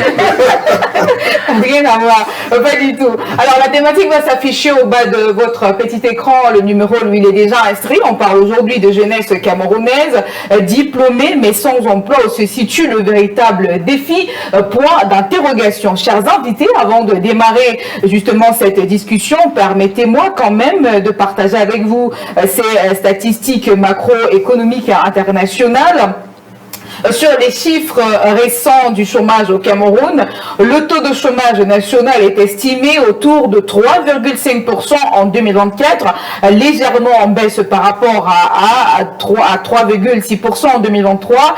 Cependant, ce chiffre cache une autre réalité. Beaucoup d'emplois sont informels ou précaires, ce qui signifie que de nombreux Camerounais travaillent sans emploi stable. Chez les jeunes, la situation est beaucoup plus préoccupante. Environ 35% des jeunes seraient exposés au chômage et au sous-emploi selon les données relayées par la Banque mondiale. Certaines analyses évoquent même plus de 39% de chômage chez les 15 et 35 ans, ce qui montre que la jeunesse est la catégorie la plus touchée. On va commencer avec vous, Jeff Emmanuel Ribam. Quand on parle d'emploi aujourd'hui pour les jeunes, il s'agit de quoi concrètement? Il s'agit concrètement de quoi? Mais il s'agit d'avoir un emploi. Oui. Après des études, après une formation, on doit être sur le terrain, n'est-ce pas, pour permettre au pays de bénéficier des connaissances que vous avez acquises pendant vos études. Oui. Alors, on ne va pas à l'école faire des études pour revenir rester au quartier. Alors, votre thème, les diplômés, il n'y a pas d'emploi. Oui. Je vois le problème à différents niveaux. Je commence par le premier niveau qui est celui d'être véritablement diplômé avec une formation d'expert dans un domaine quelconque. C'est-à-dire que vous êtes qualifié. Étudier et ne pas avoir un emploi, c'est quoi les défis? C'est que l'État n'a rien prévu. Vous ne pouvez pas former autant de diplômés et vous ne préparez pas leur issue de sortie. Vous les formez pour les mettre où? On forme parce qu'il y a un besoin. Et quand on a la matière pour le besoin, on met cette matière-là au service du besoin en question. Mais comment fait-on dans un pays pour former autant de diplômés sans politique d'emploi par la suite? Oui. Alors, à ce niveau, c'est comme pour dire qu'apparemment, ça devient une formalité. Oui. Vous formez, et quitte à ce que vous puissiez vous débrouiller vous-même pour avoir un emploi. Oui. Ça, c'est le premier aspect. Oui. Maintenant, on ne peut pas appeler tout le monde chômeur dans un pays. Oui. Parce que pour être chômeur, il faut être un diplômé qualifié. On a des chômeurs, on a des sans-emploi, on a des sans-travail. Je vais dire sans-travail. Oui. Le chômeur est celui qui a une qualification, mais qui ne trouve pas d'emploi. À côté, il y a des sans-travail. Parce qu'il est qualifié à ne rien faire. Mais comment voulez-vous qu'il ait un emploi? On doit l'employer dans quel secteur? Il n'est formé dans rien. Il y a des gens comme ça qui se trouvent dans la masse de ce qu'on appelle les chômeurs. Ce n'est pas vrai. Oui. Donc ça encore, il faut revoir. Oui. Donc, troisième palier, il y a ceux qui ont obtenu des diplômes, mais sauf que des diplômes ont été tronqués dans le parcours. Donc des diplômes sans niveau. Oui. Tout en sachant que je ne vous apprends pas cela. Oui. Le diplôme ne fait pas la compétence. C'est une présomption de compétence. Maintenant, vous devez prouver que la compétence que votre diplôme indique, vous l'avez effectivement. Maintenant, tant que tous ces paramètres ne sont pas mis ensemble pour prendre au cas par cas, oui. On va se retrouver avec toute une grosse masse. On dit par exemple, il y a 75% de chômeurs au Cameroun. Mais lorsqu'on est allé disséquer au fond, oui. pour véritablement faire la part des choses, je vais chuter maintenant en disant autre chose. Il y a une différence entre les chercheurs d'emploi et les chercheurs d'argent. Parce qu'il y en a qui viennent, ils n'ont aucune qualification, mais ce qui les intéresse, c'est qu'ils doivent avoir un endroit où se caser et à la fin du mois pouvoir émarger. Oui. Alors, vous voyez que finalement, c'est un fourre-tout. Et là-dedans, il faut rentrer en profondeur et ressortir les véritables statistiques en fonction de la réalité. Oui. Parce que tel que je vois, c'est un amalgame. Conséquence, on prend tout le monde pour chômeur. D'accord. Merci Jeff-Emmanuel Ribin pour votre première sortie sur cette thématique. Karine Cécile, je m'adresse à vous maintenant. On a donc des milliers de jeunes Camerounais qui sortent chaque jour des écoles professionnelles, des écoles de formation. Aujourd'hui, on a vraiment on va dire la prolifération, oui, j'y arrive, des universités, des centres de formation. Ils sortent avec des diplômes, le BTS, les licences professionnelles. Qu'est-ce qui justifie qu'au sorti justement de ces formations, on n'arrive pas à avoir le travail? Qu'est-ce qui justifie cet état de choses? Bon, notons déjà que moi particulièrement au Cameroun, oui. Les filières les plus accrues sont les filières de droit. Oui. Les filières de gestion et tout par rapport au marché du travail qui, eux, ils demandent généralement des techniciens, ceux-là qui sont spécialisés, qui ont eu à faire la pratique de façon globale. Oui. Ça veut dire quoi? Dans nos études, particulièrement moi qui fais master logistique, on fait plus la théorie que la pratique. Nous nous retrouvons au niveau où, lorsque nous voudrons même faire un stage, lorsqu'on veut aller en entreprise, on ne met même pas, les écoles ne mettent pas les stages à notre disposition. Oui. Nous sommes obligés de chercher nous-mêmes des stages. Mais une fois que tu arrives dans une entreprise, on vous dit que le stage est payant, déjà pour commencer. Oui. Le stage payant maintenant, si toi... Qui paye? Toi, l'étudiant, pour pouvoir effectuer le stage. Oui, moi j'en ai fait. C'est une idée que je peux implémenter ici à NTV. Oui. Parce que si c'est moi j'en ai fait. Les stagiaires. Voilà. Moi j'en ai fait. Le stagiaire payant. Pas les étudiants. Pas l'étudiant qui vient. Donc tu payes pour pouvoir effectuer le stage là-bas. Oui. Donc ce qui fait que. Il faut noter. Ce qui fait que nous avons des difficultés à pratiquer. Nous particulièrement qui faisons, on va bien dire, les écoles professionnelles forment beaucoup plus mieux que les universités publiques là. Mais je suis désolée parce que c'est pas toutes ces écoles professionnelles là qui mettent à notre disposition des stages. Rares sont ceux qui le font. Oui. Lorsque nous-mêmes nous partons chercher le stage, on ne trouve même pas. Oui. Et ce qui fait en sorte que, à un moment, lors de nos soutenances, certains, lorsqu'ils ont même obtenu un stage, au BTS, ils vont soutenir sur un thème. Et ils viendront à la licence soutenir sur le même thème, juste en changeant, parce qu'ils n'ont pas trouvé le stage. Oui. Et parfois, tu déposes même le dossier, on ne t'appelle pas dans certaines entreprises. Oui. Soit on vous pose des conditions. Mais maintenant aussi, les professeurs vous disent catégoriquement que la formation que vous êtes en train de faire là, sachez déjà que sur le terrain, ça ne sera pas pareil. Ça veut dire on nous bombarde la théorie chaque jour sans pratiquer. Moi, particulièrement, la logistique que je fais, on n'a jamais pratiqué. Et pourtant, dans cette logistique, on voit des transports, les dédouanements en particulier et tout et tout. Alors, quand on fait logistique et transport, pour revenir sur votre cas, c'est pour quel débouché en fait? Bon, il y a plusieurs débouchés parce que c'est un domaine très large. La logistique est large dans la mesure où nous pouvons travailler ici même. Ici à NTV, le logisticien a pour but de gérer les stocks dans une entreprise, afin que cette entreprise ne puisse pas être en faillite au niveau des stocks. On peut aussi gérer lorsque une entreprise un événement, par exemple, c'est nous qui gérons la logistique des matériels, tout ça, tout ce dont il a besoin, des commandes, de recherche des fournisseurs, tout ce que vous désirez. Et aussi en matière de transport, nous étudions les différents modes de transport, des dédouanements, que ce soit le transport maritime, que ce soit le transport aérien et routier. Ça, c'est toujours la logistique de façon globale. C'est nous qui le gérons. Alors, quand on essaie de faire le ratio de tout ce que vous avez expliqué tout à l'heure, peut-être vous parlez parce que vous avez quand même des aînés académiques, qu'est-ce qu'ils vous disent aux sorties de ces différentes formations? Est-ce qu'ils ont réussi à trouver le travail dans ce qu'ils ont appris à l'école? Est-ce qu'ils exercent en tant que logisticiens? La plupart des aînés que moi je connais n'exercent pas leur métier en tant que logisticien. Je suis désolée parce qu'ils ne trouvent même pas d'abord le travail. Donc, ils sont obligés de se débrouiller eux-mêmes et devenir entrepreneurs ou entreprenantes, un peu comme moi. Moi, j'ai pas encore fini les études, certes, mais déjà, déjà que l'État encourage l'entrepreneuriat. Ils encouragent l'entrepreneuriat, mais maintenant aussi, il y a aussi un autre problème. Ils ne nous permettent pas, allez-y. Ils ne nous permettent pas d'avoir, ils ne nous donnent pas de fonds. Pas de subvention. Pas de subvention en fait. D'accord. Alors, on va revenir sur cette chute de Cécile pour parler de vous, Raphaël Ndougou. Pas de suspension, des subventions, autant pour moi. Pour les jeunes, ça veut dire que les politiques d'insertion professionnelle telles que l'État devrait le faire, elles ne sont pas efficaces. On n'a pas de résultats sur le terrain finalement. Je vais finir par là, mais je commence par là. Quand on m'avait introduit dans cette émission, je parlais de la créativité. Et je parlais du PDG par rapport à la création de cette chaîne qui emploie des Camerounais. Et lorsque un Camerounais a eu cette idée-là, l'État doit l'accompagner. Prenons par exemple dans le jargon qui est la communication.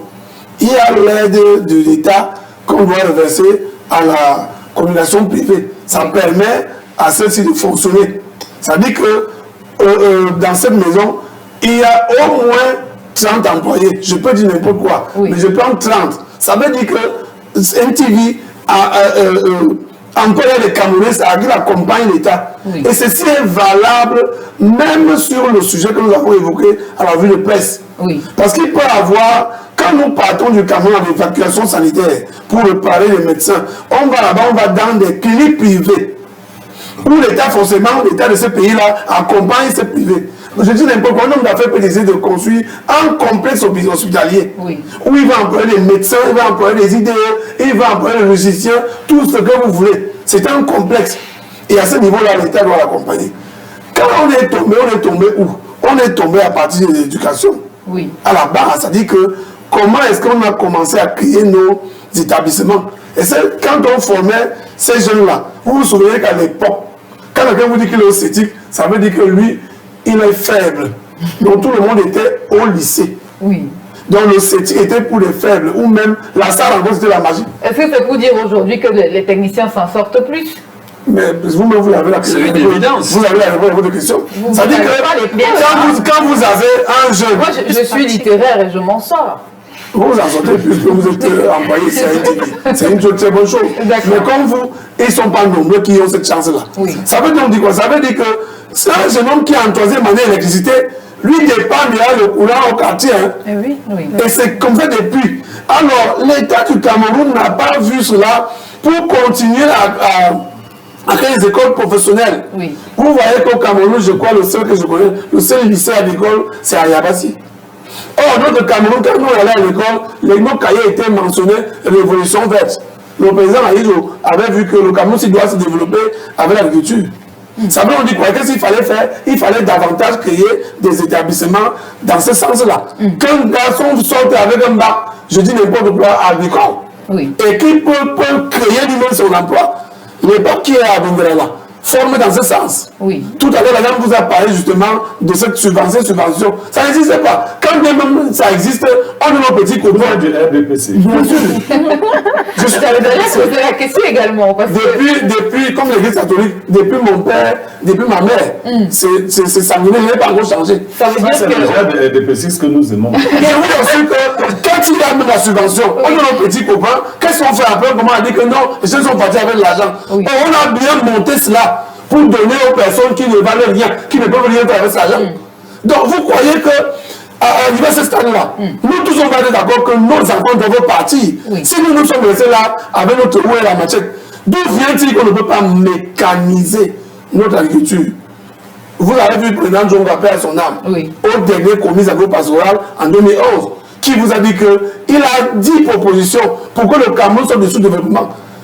Monsieur Delan vous a dit que vous pouvez même être diplômé. Dès que vous avez votre licence, on peut vous changer comment on va dire, on peut vous former à autre chose. C'est comme les entraîneurs font souvent avec les footballeurs. Vous êtes un défenseur, l'entraîneur vous dit je pense que vous pouvez jouer lié gauche. Et il vous amène à le faire.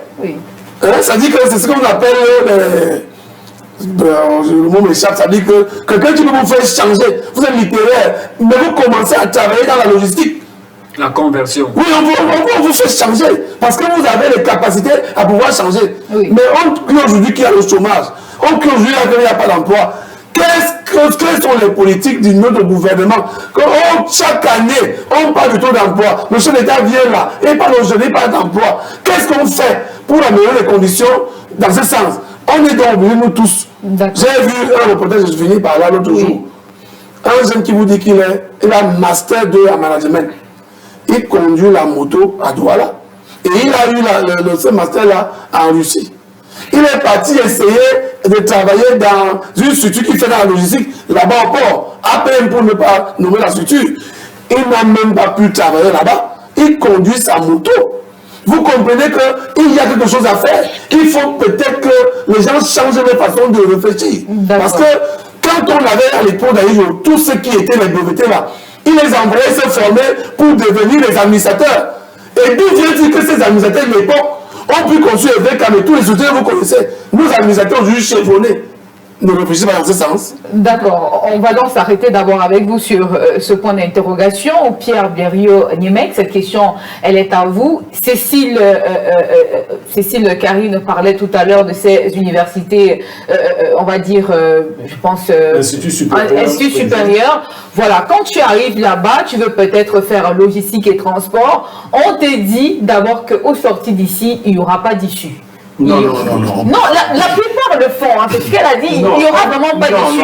La question est de savoir si les universités vraiment forment pour l'emploi ou c'est juste pour le diplôme. Non, on ne peut pas vous dire qu'il n'y aura pas d'issue.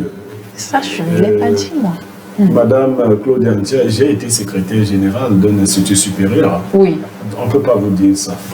Mais la vérité, il faut déjà que je vous... Comment vous expliquez le fait qu'il y a beaucoup d'instituts supérieurs qui forment dans les métiers de la santé aujourd'hui? Ce n'est pas pour les hôpitaux camerounais. Le parent même a déjà son idée.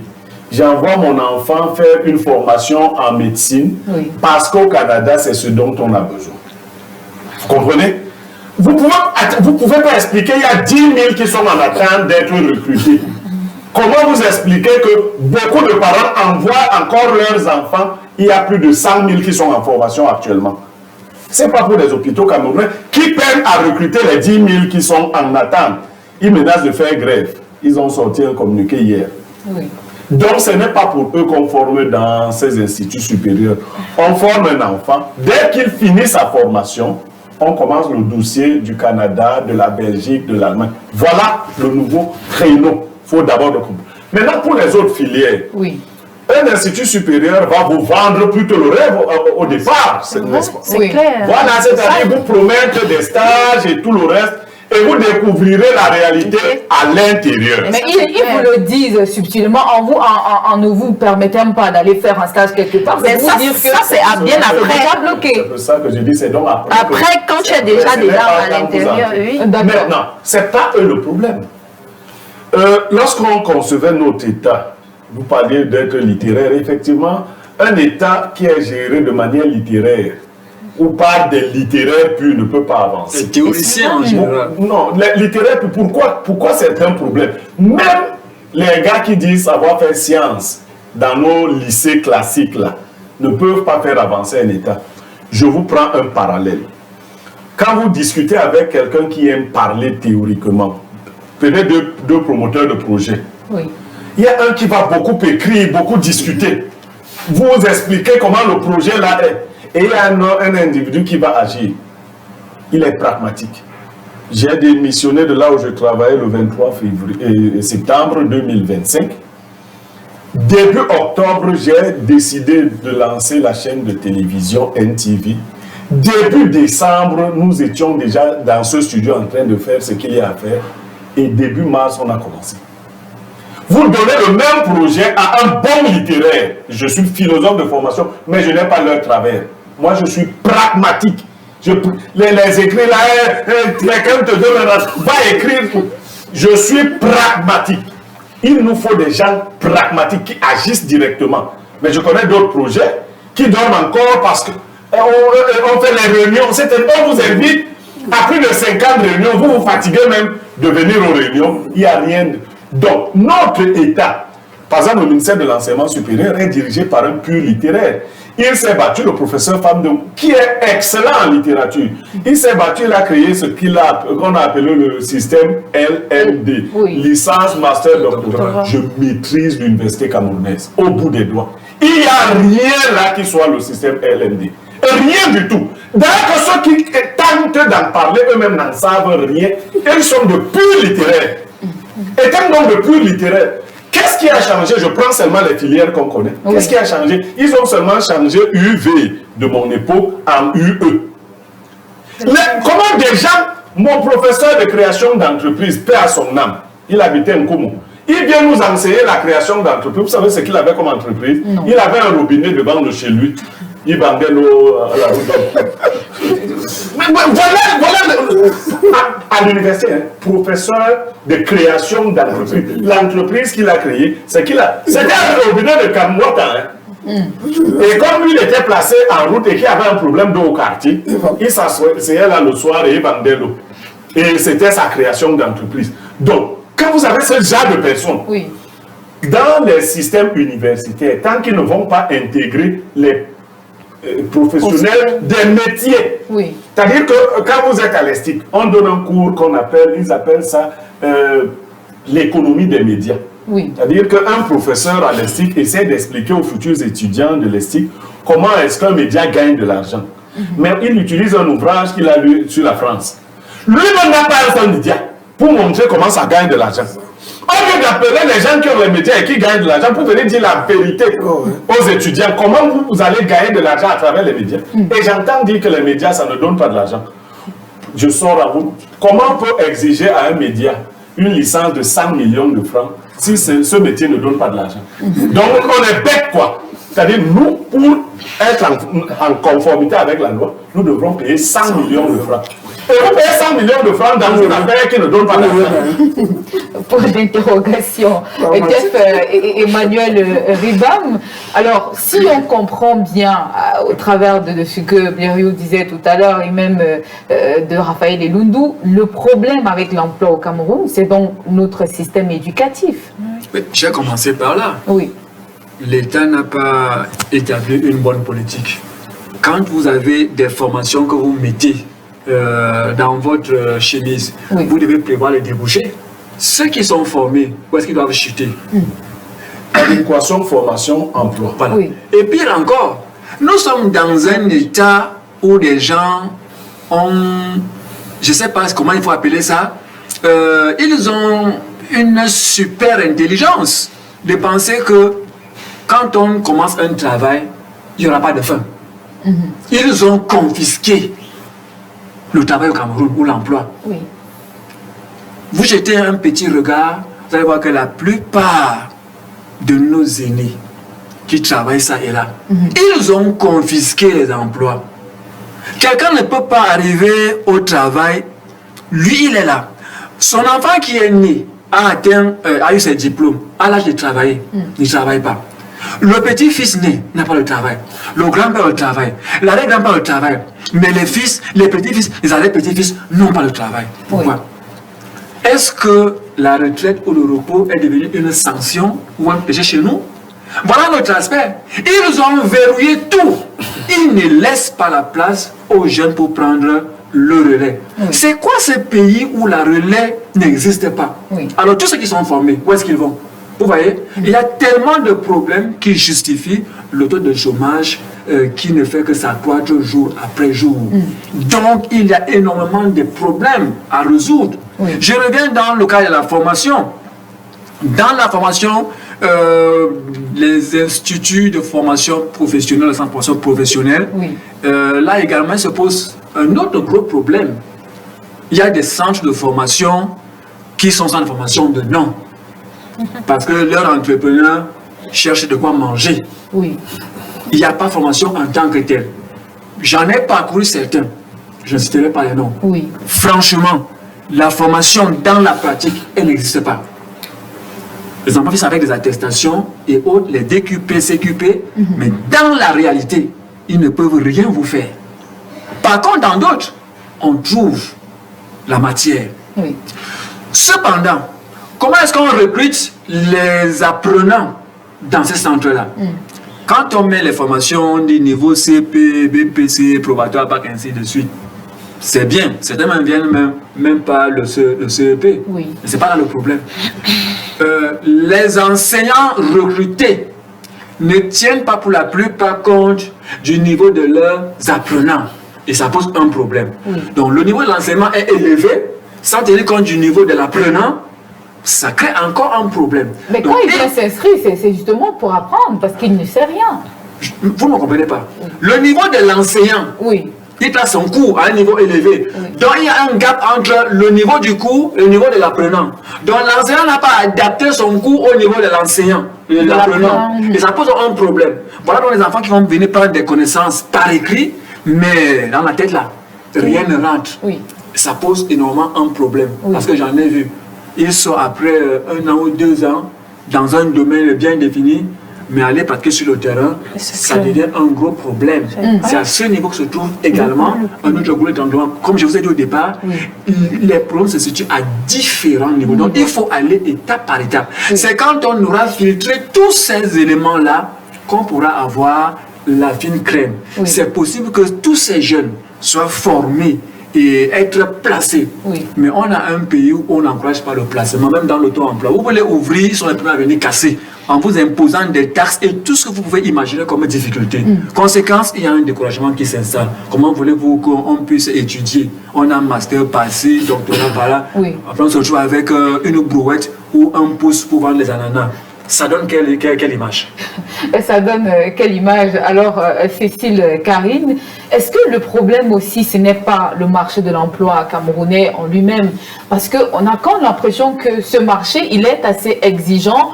On veut des jeunes Camerounais qui ont des diplômes, mais qui seront polyvalents. C'est-à-dire que si tu fais logistique et transport, on a aussi besoin que tu sois, je ne sais pas moi, esthéticienne. Donc, dans une même entreprise, on veut qu'une seule personne puisse tout faire. Est-ce que ce n'est pas là aussi une situation à dénoncer? Pourquoi ne pas justement former des gens, peut-être pour parler justement de votre filière, des gens en logistique et transport, juste les avoir et qui vont justement aller travailler pour ce qu'ils ont appris à l'école. Est-ce qu'on se trouve dans un système où on a besoin des gens seulement polyvalents? Effectivement, c'est aussi le marché de l'emploi qui cause problème parce qu'ils sont exigeants. Ils sont très exigeants ils ont des critères en fait. Ils cherchent beaucoup plus, comme moi je l'ai dit dès le départ, des techniciens, ceux-là qui savent pratiquer. Ceux-là qui savent pratiquer et non ceux-là qui ont juste une connaissance théorique. Et ce qui fait que, par exemple, moi, en tant que logisticienne, moi, je sais faire quoi? c'est ça aussi ma propre question. Hein. Oui. Qu'est-ce que je sais faire en tant que logisticienne? Si on m'emploie maintenant, je vais dire que je pourrais faire quoi? Oui. Sauf à part peut-être organiser une tournée de livraison dans une entreprise. Oui. Ça, par exemple, moi, je peux le faire théoriquement parce que oui, ça, c'est ce qu'on nous a appris de façon théorique. Oui. Mais la pratique, là, moi, je peux vous assurer, il n'y en a pas. Même le stage que j'ai eu à faire dans une entreprise de transit où il fallait aller au port, je vous assure que nous sommes même arrivés au port, on n'a même pas eu l'accès au port. Oui. Et on s'est retrouvés là, toujours en train de faire la théorie. Oui. On avait un conteneur à dédouaner. Oui. Ce qui faisait que nos dirigeants, ce sont eux qui se sont encore mis à faire de travail. Ils nous présentaient les différentes directions du port, tout ça. Mais réellement, on n'a même pas vu le conteneur que nous, étudiants, devons dédouaner. Oui. Des processus à suivre. Quelles sont les étapes? Oui, on connaît bien ces 3 étapes-là. Oui. Le pré-dédouanement, le dédouanement proprement dit et l'enlèvement. Oui. Et l'enlèvement de la dite marchandise, quels sont les différents problèmes qu'on rencontre durant ce processus? Oui, mais on s'est retrouvé en train de faire la pratique. On nous disait, prenez les notes, sans toutefois rien faire. Mais à l'école, on nous montre quand même des documents nécessaires pour un processus de dédouanement. Oui. On vous parle de tous ces documents-là. Et les professeurs vous disent catégoriquement que, sachez déjà que ce que vous faites ici, ça ne sera jamais pareil sur le terrain, lorsque vous allez arriver sur le terrain. Ça, ils nous le disent chaque jour. Surtout nous qui faisons les transports. Oui. Ils insistent dessus. Sachez que les incotermes que vous êtes en train d'apprendre ici, là, quand vous allez arriver là-bas, les mêmes termes ne seront plus utilisés et ça ne sera plus pareil.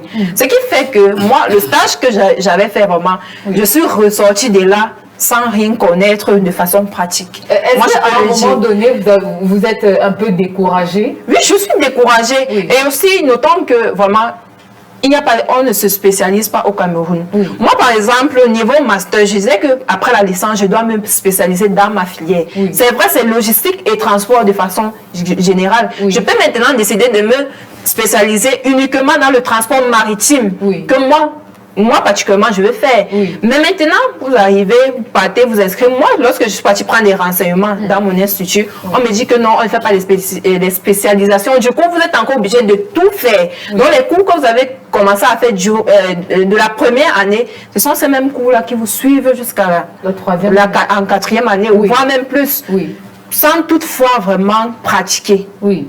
Alors, d'accord, merci. Vous chutez? D'accord, c'est terminé. Alors, Raphaël Ndougou, Cécile décrit tout à l'heure la question de la spécialisation au Cameroun. Est-ce que c'est là où se trouve justement le rouleau d'étranglement en ce qui concerne l'emploi des jeunes? Où se situe l'avenir des jeunes au Cameroun en ce moment? L'avenir, c'est juste là pour le développement personnel. Oui. Il faut qu'on comprenne ça. Quand vous avez déjà compris que vos parents à la maison sont des buveurs de bilibili ou bien de l'odontol, et que vous avez compris ça, vous devez vous développer véritablement vos capacités personnelles. C'est-à-dire que je suis diplômé en RH. Je me rends compte que c'est difficile pour moi de m'intégrer. Je trouve un moyen, effectivement, de me reconvertir. Ce n'est pas impossible. Oui. Parce que si on reste là à attendre tout du parent qui est l'État, ça devient très compliqué. Oui. Alors, tout à l'heure, de parler de nos techniciens en laboratoire, infirmiers qu'on forme, qui sont utiles de l'autre côté. Je peux vous dire que si vous observez dans nos familles, moi j'ai au moins 2, 3, voire 5 qui sont allés en France, n'ayant aucune formation dans la matière. Oui. Mais aujourd'hui, qui s'occupent des personnes âgées. À cette petite formation, à comment on peut piquer, comment on peut faire telle chose.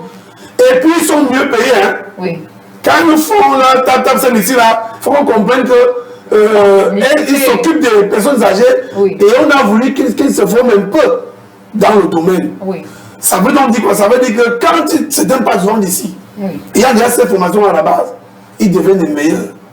Donc il y a aussi ce choix-là, l'orientation.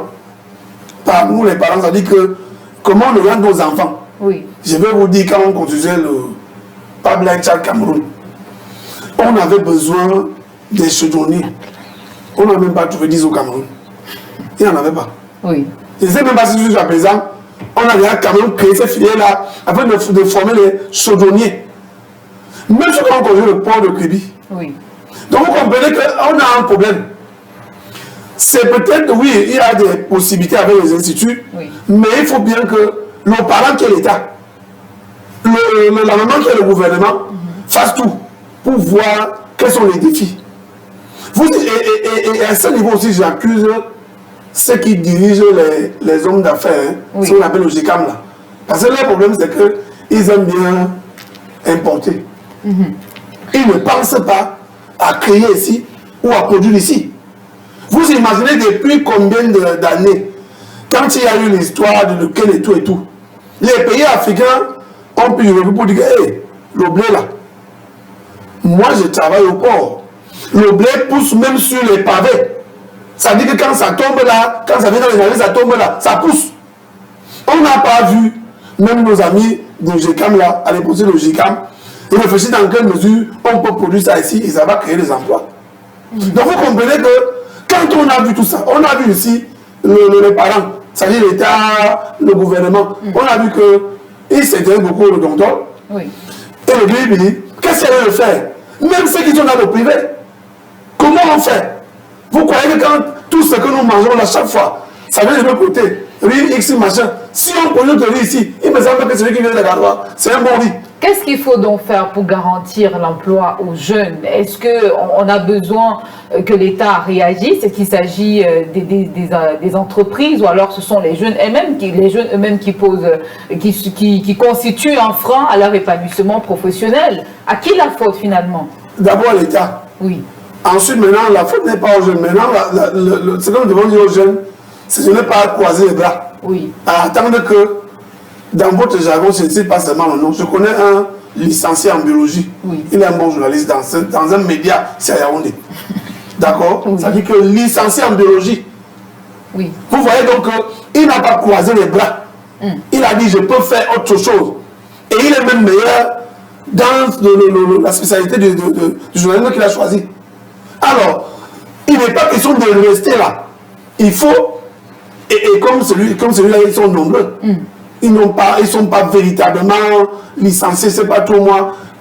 Ils ont dit on peut faire des choses. Il y a des passions. Voilà. Ça dit que vous avez une passion en vous. Vous avez même un talent caché en vous. Oui. D'où le développement personnel des jeunes eux-mêmes. Ils ne doivent pas croiser les bras. Mais maintenant, ceux qui sont les créateurs d'emplois, ceux qui sont des créateurs de richesses, doivent aussi réfléchir dans quel sens accompagner cet État-là qui nous a abandonnés à créer des emplois. Quand je parlais des complexes hospitaliers, on peut en construire. Quand je parle du blé là, quand je parle du riz, ils ont la possibilité. Mais comme ils sont amis avec le gouvernement, parce qu'on va exonérer les droits de douane, on va faire ci. Parfois, certains sont obligés de venir entrer dans notre parti.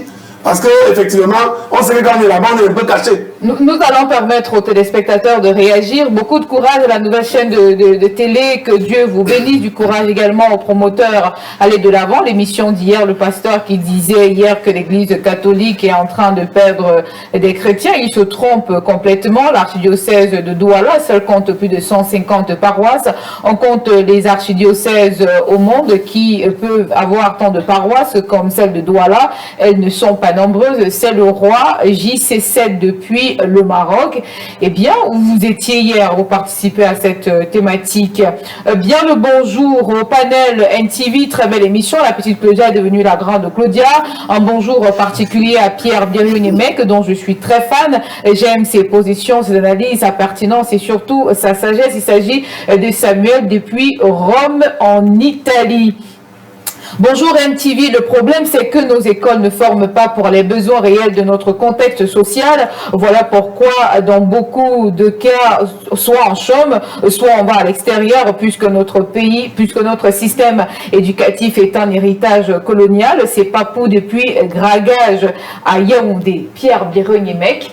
À quoi donc ça sert d'aller se faire former dans des instituts de formation privés et pour ne pas avoir le travail finalement? À quoi ça sert d'aller à l'école si on ne peut pas garantir aux jeunes qu'après la sortie, après la formation, voici la clé du succès? Non, ne remettons pas la responsabilité de l'État sur les privés. Oui. Les privés étudient le marché. les jeunes croient à ce qu'on leur présente. Oui. Vous ne pouvez pas dire non plus à un jeune qui a fini ses études que quand tu finis des études, maintenant il faut faire la reconversion. Oui. Et qu'est-ce que vous direz à ceux qui voulaient entrer dans la même école? Pourquoi ne pas commencer une fois par ce en quoi mes prédécesseurs se sont reconvertis? C'est-à-dire tu finis d'être formé en RH, après tu fais pisciculture, tu dois te reconvertir en pisciculture, c'est ça? Celui qui le petit frère qui voit la grande soeur comme ça, pourquoi il doit d'abord aller faire RH? Et pas une fois en pisciculture. Oui. Comme ça, elle va avoir de l'avance. Vous comprenez? Et ce qu'on a appelé les petits métiers chez nous, il y a des métiers qui sont en train de disparaître, qui sont utiles. Vous voyez encore les cordonniers chez nous? Il faut marcher longtemps. Et dans les petites villes, ils ont totalement disparu. Oui. Vous voyez les horlogers? Oui. La plupart des personnes portent des montres qui ne marchent pas. Oui, parce que dès que votre montre se gâte, ça reste un ornement. C'est vrai, c'est vrai. Il n'y a pas de... Cherchez. Mais ils sont plutôt à Mokolo, ils sont remplis là. Yaoundé est très grand pour que tout le monde aille à Mokolo. Voilà. Je veux dire que dans chaque quartier, est-ce que vous savez que dans mon quartier, j'ai cherché un plombier pendant une semaine? Ah oui, vraiment. Ah d'accord. Oui, le plombier, vraiment. Dis-moi seulement je peux témoigner. ainsi de suite. Oui. Pourquoi? Parce qu'on a dit que c'était les petits métiers. Ce n'est pas les petits métiers. Quand vous allez voyager, vous verrez que ceux qui font de l'argent, les gens qui appellent ça petit métier, c'est quand ils vont là-bas, c'est ceux qui font. Ils sont plombiers, ils sont menuisiers, ils sont mécaniciens, ils sont électriciens, et ainsi de suite. Oui. Nous n'avons pas conçu le travail chez nous. Oui. On n'a pas conçu, il faut revoir tout ça. Et dès que c'est littéraire, ça asseye, il parle un français institutionnellement, ils ne disent rien. Nous sommes un petit pays en termes de population. Employer les Camerounais n'est pas si difficile. Plein de Maliens travaillent au Cameroun dans les petits métiers. Oui. Sénégalais et autres. Parce que le sous-emploi est plus grave que le chômage chez nous. Oui. Il faut... Bon, maintenant... Donc le problème, ce n'est pas un manque d'emploi alors, c'est le sous-emploi. Non, c'est l'orientation de notre économie. Oui. Elle est très mal orientée. L'agriculture devrait être une force pour le Cameroun. Mais ce n'est pas le cas, malheureusement. Il venait de parler là du problème du blé. Non, l'État avait pris des mesures. Oui. On n'a pas pu coudre. On a pris les mesures, on a demandé de donner 10 milliards à l'IRAD sur 3 ans. Je ne sais pas si le premier milliard est sorti. Les gars ont bloqué. Pourquoi? Parce qu'il y a une autre filière au Cameroun qui fait l'importation du blé et on se partage l'argent. Si l'IRAD fait le blé au Cameroun, non, ça va mourir seul. Donc en fait, je le dis souvent, et c'est ma théorie de cette année-ci, Oui. Biya a été piégé. On ne discute même plus la présidence. Les gars qui sont là sont plus présidents que Biya. Parce que si quelqu'un a un réseau, il a 500 millions par mois. Mais il a vu quoi? C'est pour ça que beaucoup d'entre eux financent les élections présidentielles de Paul Biya pour qu'on reste avec un président qui, lui, ne les dérange pas. Dès qu'il y aura un type qui va faire de l'emploi, qui va penser à développer le pays, vous allez voir les petits quincailleries là-bas commencer. Quand je dis quincaillerie, je ne parle pas des quincailleries dans lesquelles... Oui. Mais je parle de quincaillerie mentale, c'est-à-dire les gens qui cherchent seulement le bénéfice. Tout ça va permettre. D'accord. Alors, nous sommes arrivés vraiment au terme de cette émission, mais j'avais quand même une petite question à vous poser et ça sera qui veut la prendre. On a aussi ces personnes qui ont des diplômes et qui sont, dans tous les cas, qui ont trouvé du travail, mais comme on le dénonçait déjà avec les médecins tout à l'heure, il y a donc aussi le mauvais traitement. C'est-à-dire que vous êtes déjà en train d'exercer grâce à ce que vous avez appris à l'école. Donc, si vous êtes médecin, vous êtes dans un hôpital, mais le traitement, ça ne passe pas. Justement, quand quelqu'un est maltraité dans son lieu de service, ça peut le pousser à démissionner. Jeff Emmanuel Ribam. Mais c'est fait à dessein. Oui. C'est fait à dessein. Encourager de manière implicite les citoyens à sortir pour libérer le territoire et rester s'engraisser. C'est fait à dessein. Puisque la souffrance, elle est visible, c'est pas un secret. Les solutions sont connues. Les goulots d'étranglement sont connus. Pourquoi ne pas les enlever? J'ai dit Les problèmes se trouvent à différents niveaux. Oui. Il y a plusieurs goulots d'étranglement. Si on ne les fait pas sauter, la situation ne sera jamais améliorée. Et c'est ceux qui en bénéficient qui maintiennent ces goulots d'étranglement. Oui. Le fait de ne pas libérer un poste quand on atteint l'âge de la retraite est un des goulots d'étranglement. Le fait d'orienter la jeunesse dans une formation sans déboucher est un goulot d'étranglement. Le fait d'empêcher que les jeunes entrepreneurs n'émergent, c'est un goulot d'étranglement. On peut en citer des dizaines. Voilà mon regard. D'accord. Alors, Cécile, votre dernier mot pour clôturer. Quelles doivent être les priorités pour permettre l'insertion professionnelle des jeunes au Cameroun aujourd'hui pour vous? Bon, particulièrement, je ne sais pas, à tous les jeunes qui n'ont pas le travail, qui n'ont pas l'emploi, moi je vous dirais de ne pas lâcher. Et si vous avez l'idée, vous avez un projet, lancez-vous.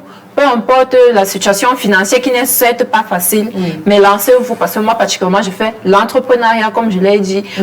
Donc c'est pas comme si on me finance, c'est pas quelqu'un qui me finance. En fonction des petits moyens, tu peux commencer d'un rien pour quelque chose. Même si ça vient 5 000, tu peux te lancer dans du n'importe quoi qui peut te rapporter un petit truc. Au fur et à mesure, tu grandis.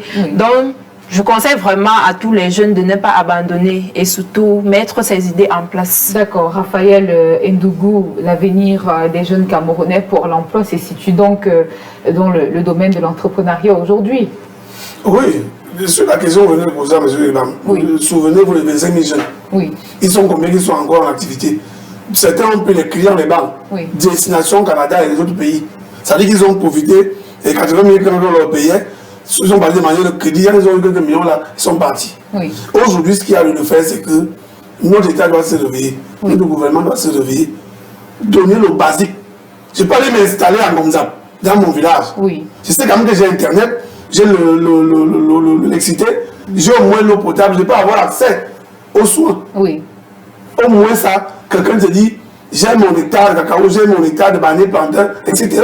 D'accord. Mais si malheureusement tout cela n'est pas fait, on pointe le doigt accusateur à l'État du Cameroun. D'accord, on va permettre aux téléspectateurs de réagir vraiment. Bonjour le panel, je pense que le système éducatif camerounais n'a jamais été pensé car nos universités offrent des filières qui ne sont pas adaptées aux réalités sociales concrètes et les diplômés délusionnés optent en guise d'échappatoire à des métiers de jongleur, pasteur, influenceur ou au pire des cas féman ou s'engagent au désert. Il faut repenser à la base Théophile depuis Saint-Pétersbourg. Alors ces messages, bonjour la grande Claudia, à mon idole Pierre Biron-Yimek. Le véritable problème au Cameroun par rapport à l'emploi, c'est de copier l'exemple de la Chine en donnant des bourses aux étudiants. Ils partent étudier à l'étranger et revenir faire un transfert de technologie. Est-ce que c'est possible? Quand ils vont, est-ce qu'ils ont envie de revenir d'abord? Bonjour NTV, le problème c'est que nos écoles ne forment pas pour les besoins réels de notre société. Voilà pourquoi dans beaucoup de cas, soit en chôme, soit on va à l'extérieur, puisque notre système éducatif est un héritage colonial. C'est pas faux depuis Gragage à Yaoundé. Je pense que j'avais déjà pris ce message, mais ce n'est pas grave.